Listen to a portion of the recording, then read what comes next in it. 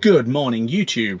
It is 10:15 in the morning. I am at Boreham Wood in Hertfordshire, so just south of South Mims off the A1, about to do the 540 or so miles home. Been down here on business, had a really good week. Need to get us home, so let's go on and stick some options in. So it's putting in a route. Okay, so it wants me to go up the A1. Oh, I've got 36% power at the moment. So it's, where is it taking me? Hang on a second. It is sending me. So a stop at Wyboston, yeah, okay, that makes sense. And then it wants me to go as far as Scotch Corner and then go from there. Right, I'm going to leave that route in. I don't think I'm going to do the route across the A66 to Penrith. And then up the motorway that it's suggesting there. I'm more likely to go cross-country through Jedburgh and through the borders to get to Edinburgh. But other than that, the rest of the route from the start, that will do nicely. So, I think we'll get on with it.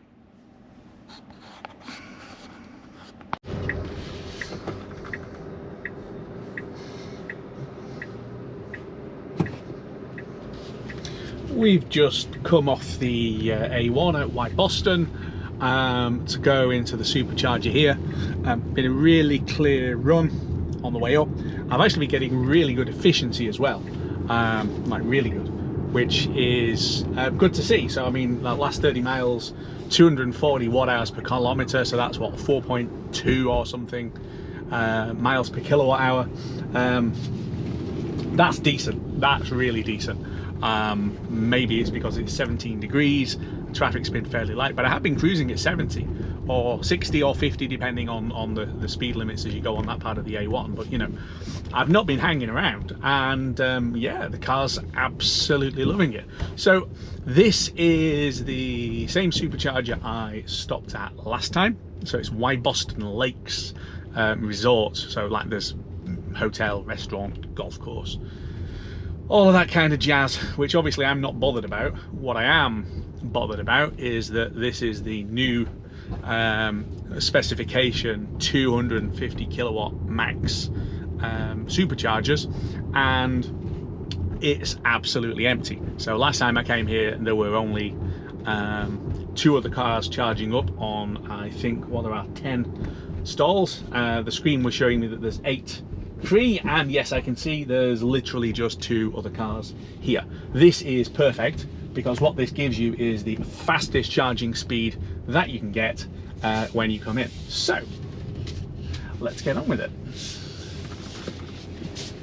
I'm going to go on 3A. So supercharger stalls are paired, so you get 3A, 3B and things like that. What this means is that if there is a car on the stall next to you, the maximum charge rate is split and you get less power. Let's go and plug in. Okay, I've plugged in. I've been charging for all of 2 minutes and it's already throttled down a little bit. I'm not sure if you can see that, but we're at 181, well, 179, 180 kilowatts. It hit 215 very briefly and then immediately started dropping down. I came in with 19% left on the battery. If the battery had been down at 10, maybe a little bit less, then it really would have gone straight into like your 230 or something kilowatts. I mean, what that means for those of you who don't necessarily understand the amount of power that's going in. First of all, it's a lot of power, but it's the charging rate. I mean, even now it's just throttled down a little bit, but 705 miles an hour of charging. What that means is if you plugged in for an hour and it stayed at that rate, which it won't, but if it did, you get 700 miles of range added, which obviously is a lot more than the car can do. So in my case, we are plugged in at the moment and we are charging for the run up to Scotch Corner, and it's telling me that I need to carry on charging for another 35 minutes or so. What I'm going to do then is go for a walk. Should we have a look around? it would help if I actually had my phone, which obviously is my key, and didn't drop it in the footwell as I've just done. But as I say, this is a really nice supercharger stop. There's various car parks and hotel things and restaurants, and down there's like a golf thing. I don't do golf. And just a big long line of chargers, and there's a couple of Model Ys and there's a Model S down at the back. But unlike a lot of the chargers that you get on the motorway network, especially some of the bigger ones, this one's really quiet, and I really like that. I also stopped at the Thetford Supercharger the other day when I was heading to Norwich on business, and the Thetford one is at Elvedon, just off the A11, and it's the same thing basically. It's a load of superchargers in what effectively is a sort of roadside, you know, country hotel pub thing, car park. Really quiet, nice spot, lovely coffee served in the bar. It's great. It's exactly what you need, and it is much better, frankly, than charging up at the big superchargers that you get at motorway service stations. I know we all need motorway service stations, but you know, it's not great because it gets busy. Okay, I'm back in the car now, and well, this is interesting. So I am sat, I'm still charging. The car is getting, as you can see, just over 80 kilowatts, and I've got 203 miles of range, and it's saying 25 minutes remaining of charging before we can carry on, because it's showing that when I get to Scotch Corner at the moment, I'm going to be on -9%. -9. So here's the thing, it's now just gone to 205 miles of range, and the car has been, you know, getting 4 miles per kilowatt hour. If I look at my phone, and I've put this next leg into the phone, so from here at Wyboston up to Scotch Corner, and the phone is telling me that I need to have 179 miles of range. Well, it's 179 miles, so obviously you don't want to get there completely flat. So that's the kind of thing where you think, okay, 180, so what do I need to have in the bank? 230. Surely it's not going to take me another 20 minutes to add the 21 additional miles range that I need to be able to get there. The car's on 64%. So yeah, I think it assumes that I'm going to be burning absolutely masses of power on this next leg, and I'm not entirely sure why. So I think this is going to be interesting. I need to understand what the Guessometer, as I always lovingly call the mileage thing, I think a lot of us do on EVs, but trying to understand what exactly it's predicting, because I think it's adding more power here than we need. And don't forget that the longer you charge, and then the higher the state of charge that goes into your battery, the slower the charge gets. So initially when I plugged in, I was getting a little north of 200 kilowatts. That's now down to 77, and my rate of charge per hour has dropped to 320. So it's slowing down. So every minute that I'm sat here is charging less. So I know that Tesla Beyond, on his channel, he often would unplug and then race to the next charger and then plug in there on his races to get faster. I'll be honest, on this trip I really can't be bothered doing that. I'll go with what it's suggesting, but I am curious as to just how much range I actually need to get. So if it's 180 miles and I had 230, that gives me plus 50. The car still wanted to charge for another 10 minutes or so, so I've cut it off. I've got 250 miles of indicated range to do the 179 miles to Scotch Corner, and a minute ago, while I was charging, it was telling me that as I was pressing stop, that I would get to Scotch Corner on 3%. It's now telling me I'll get there on 11%. I'm wondering the algorithm, let's get going. The algorithm, which is telling it how many miles and things, is that based on an average rate of charge, or is that based on your actual efficiency that you've been getting? And as I say, so far on this trip, and I can't see why it would change dramatically, my efficiency's been good. I'm just going to be on a 2 and 3 lane highway / motorway all the way up. Even if there's a little bit of traffic here and there to slow us down, I don't really see it changing that dramatically. So I am curious. Let me know in the comments how your car performs when it comes to estimating distances like this, because I probably could have gone maybe with 10 miles less, so gone with 240 to cover the 180 or 230. We'll see. Let's see how many miles are left when we get there, because this is saying that I'm going to have, at the moment, it's saying I'm going to have 71 miles of range left when I get there. Let's see if it's more or less than that. I'll see you in a bit. This is interesting.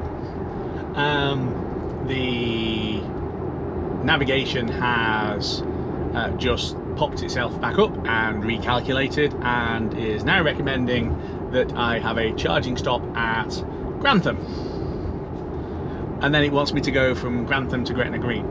So I think I need to add my stop at Jedburgh, and that'll make it recalculate. So I understand now, I think, what it's doing. It's thinking obviously about the whole trip, but in this case, just get me as far as Scotch Corner. You don't need to worry about the rest of it. You know, Scotch Corner is still the right place to stop. So I'm going to go into nav, and I'm going to add Jedburgh as a stop, and we'll see what it does then. Exactly as I suspected, I've put Jedburgh in as a waypoint, and it's back to stopping at Scotch Corner again, and it's saying I'll get there with 12% battery. So I could have gone a little lower than 12%. So again, I wonder why it has charged me up quite as much as it has done at Wyboston. I probably could have gone 5, maybe 10 minutes earlier, but we'll see how we get on. We are stuck in traffic on the A1M near Doncaster. We've just gone underneath the M18, and this section of road is quite often really bad. It's Friday afternoon and it's really bad. We're just bumping along, traffic's trying to merge in from the M18 slip. I've got the car on autopilot, and I'm letting it do its thing, which, having done a couple of bits in fairly heavy traffic over the last few days on this trip, I actually feel quite comfortable now with autopilot doing the car like this. So there's people moving across into my lane, and on the screen I've got the graphic with, you know, the truck that's in lane 1. I'm in lane 2. He's just going up my inside a little bit as traffic slows. It's got all of the graphics for the vehicles in front. It's actually a good way of doing this, because there's more cameras on the car than I've got eyeballs, and I think that's helpful compared to trying to drive this section manually. And I know this section of road really well. I mean, at one point I was commuting up and down it most days when it's busy, so I do know this section of road fairly well. And compared to those days of driving a manual gearbox diesel BMW up and down, this feels like, you know, the Starship Enterprise, except that the Enterprise is actually driving for me and making sure that I don't crash into any asteroids. So the traffic is slowing down ahead again. We got to what, peak of 45 maybe there, we're down to 40, traffic stopped ahead, completely feet off, and the car is stopping itself, and I don't actually have to stop and think. I'm monitoring. I'm talking obviously to you guys on YouTube, but I am monitoring, but the car brings itself to a complete stop and puts the brakes on hold, and it will then proceed again when we go. Autopilot in traffic, if you're on a road like this, it's absolutely brilliant. It really is. You've got to make sure that you've got a speed much higher than we're doing set, and it will basically just manage itself up and down to that. Really, it's a very good system, and I think that's just the point. Really, is this, you know, the technology has gone on a long way, and this is just basic autopilot. You know, this, I haven't paid the $3.5 grand, whatever it is, for the enhanced one. It's not full self-driving, which we can't have. This is just the basic system.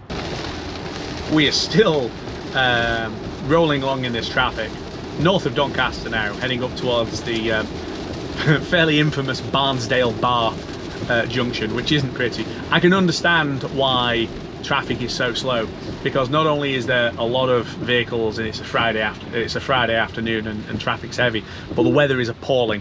It's raining really very hard. The roads are absolutely slick, and it's just a question of getting through this safely. Again, the car is absolutely giving me reassurance here.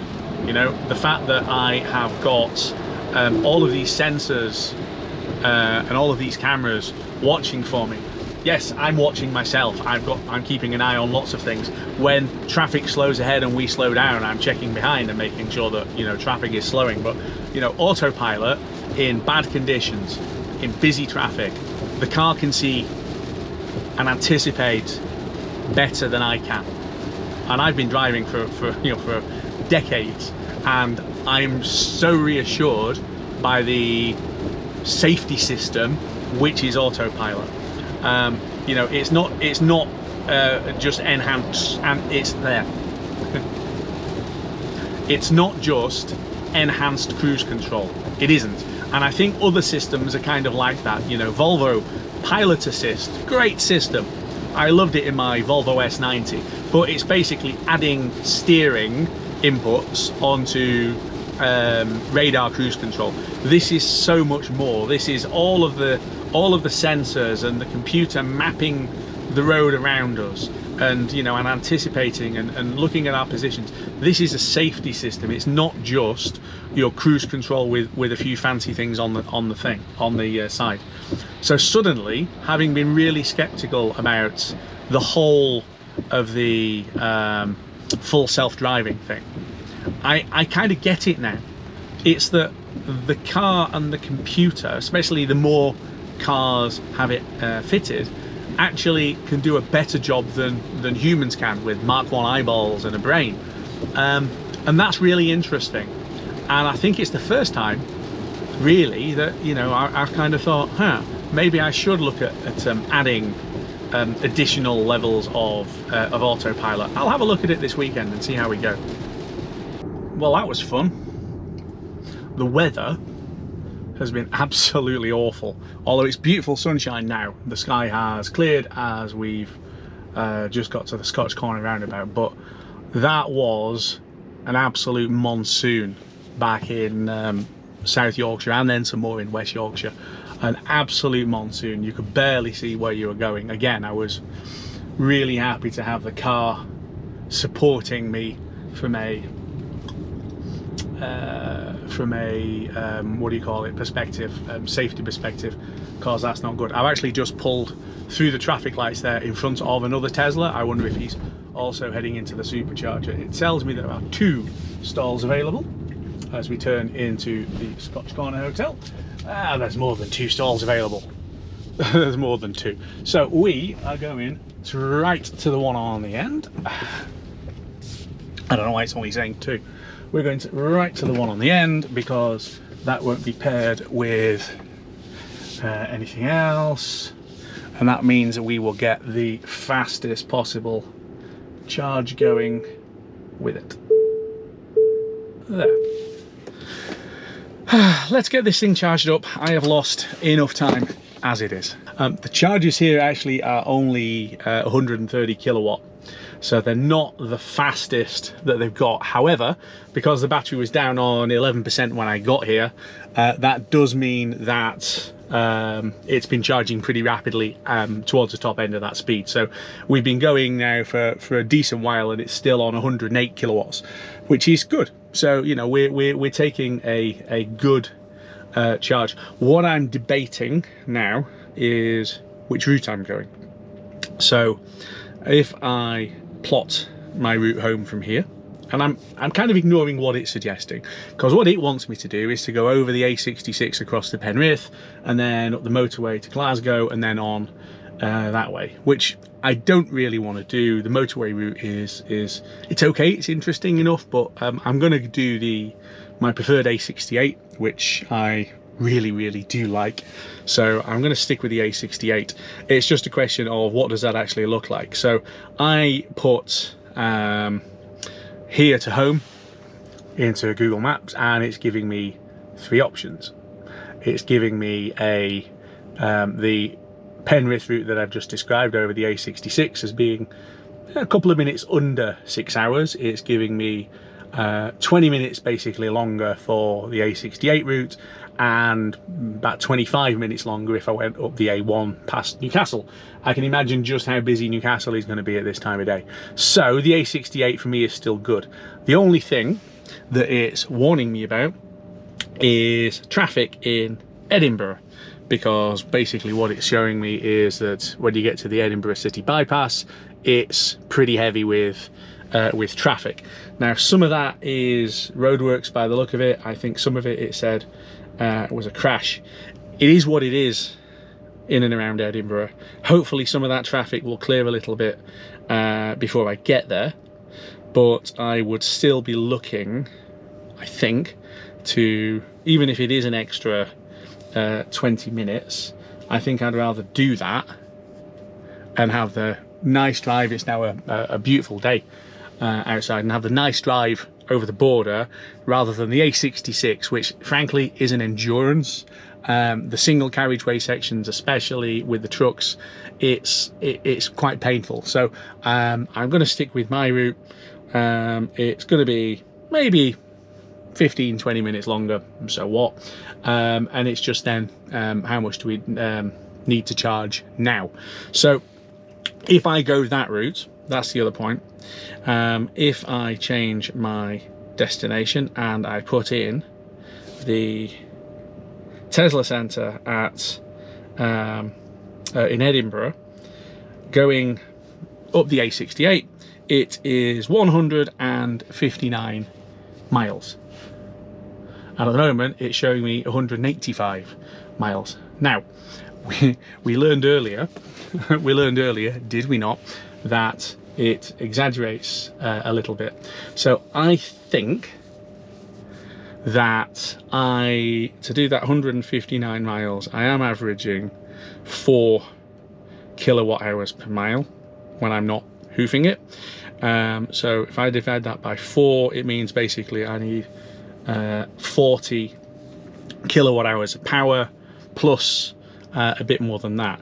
So 40 divided by the 82 kilowatt hours in the battery, if my calculator will let me do it, 40 divided by 82 is basically 50%. So I need 50% plus another 10% buffer to get me there. So I'm going to add a little bit more to that, and I'm going to disconnect when it gets to 65%. Or when it starts ramping down fairly significantly. So at the moment I'm still getting drawing 89 kilowatts, which is chunky, but it's on 59% and it's giving me a range of 192, a little bit more. And we were away from Scotch Corner, literally just left, charged it to, well, I tried to press stop on 65 and it went to 66. I've got my A68 route programmed in. It's actually offering me to go all the way to Dundee. We'll see how that gets on. So that's good, because it's saying I've got enough power to get to Dundee, so I've certainly got enough to get to Edinburgh. I've also just done my good deed of the day. So a guy was backing his car onto a stall where it was going to be a split charge. I said to him, look, I'm literally about to switch off. Do you want to hang on and then jump on this one because it'll be quicker? And he was like, oh, thanks. So yeah, remember that with a lot of these chargers, the stalls are split. So you've got 130 kilowatts of total power, but it's split across 2 stalls. So in that case, 130 is the maximum you'll get, but if there's 2 cars drawing from it, that splits down to 65, which isn't really super, it's a bit mediocre. So always look for an empty pair if you can find them. Anyway, I'm off onto the A68. I shall see you in a little while.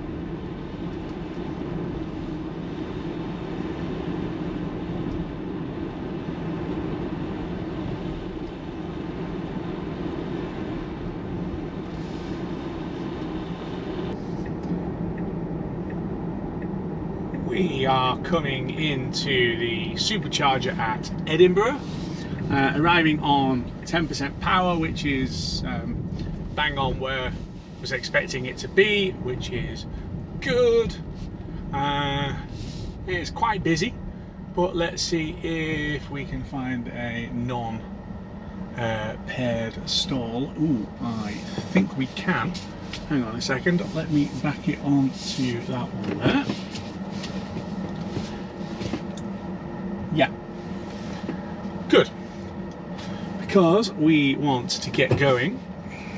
This thing still has the turning circle of a super tanker. It feels like relatively anyway. So we want to get this done and away basically as quickly as we can. So let's get on with it. In the time it took me to switch the GoPro back on, it's already dropped off the top, but it was on 245 kilowatts, which is that quick. So something I've just realised, which I didn't know before, is that charger sols get paired.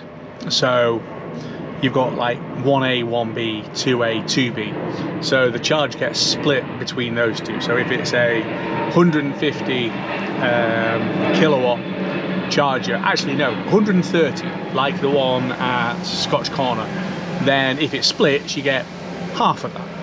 But the V3 stands, the ones that are 250 kilowatt, they aren't split the same way. They're actually run as a group. So in this case, there's 4, 1A, 1B, 1C, 1D, and all of those run relatively the same. As I understand it, they get something like 575 kilowatts to split between them. So the chances are you're not going to see any slowdown of any description, particularly, even if you had all 4 on at the same time. So that's something to note for future trips. To be honest, I am looking now for V3 superchargers anyway, just because they really are quicker. I mean, when I plugged in here and it went straight to like 240 kilowatts. That is rapid charging.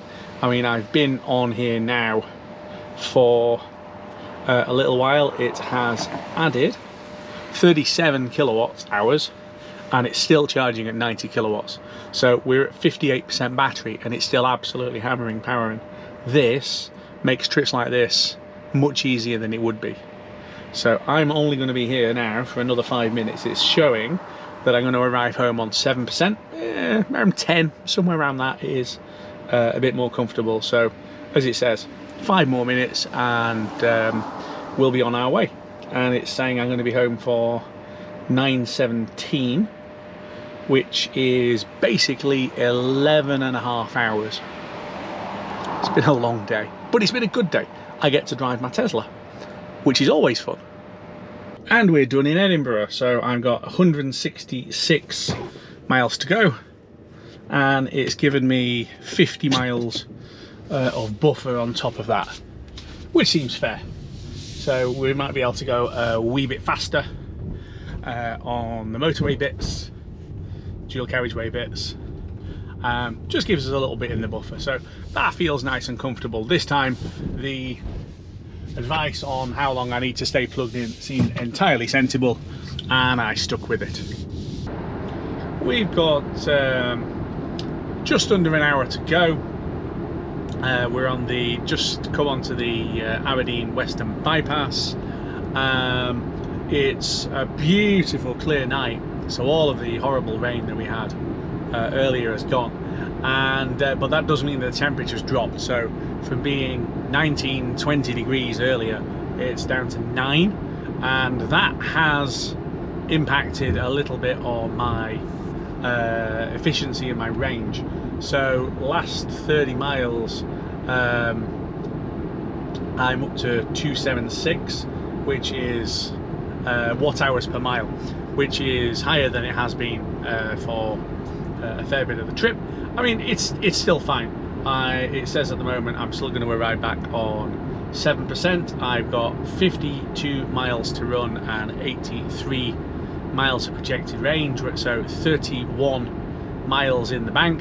But if you remember, I said as we left Edinburgh that we had 50, so we have burned 19 of the cushion, and I expect that we'll burn a few more of those as well. So the 50 miles of cushion does feel about right for doing this kind of trip, just to be comfortable. So I will report back in when I'm getting home.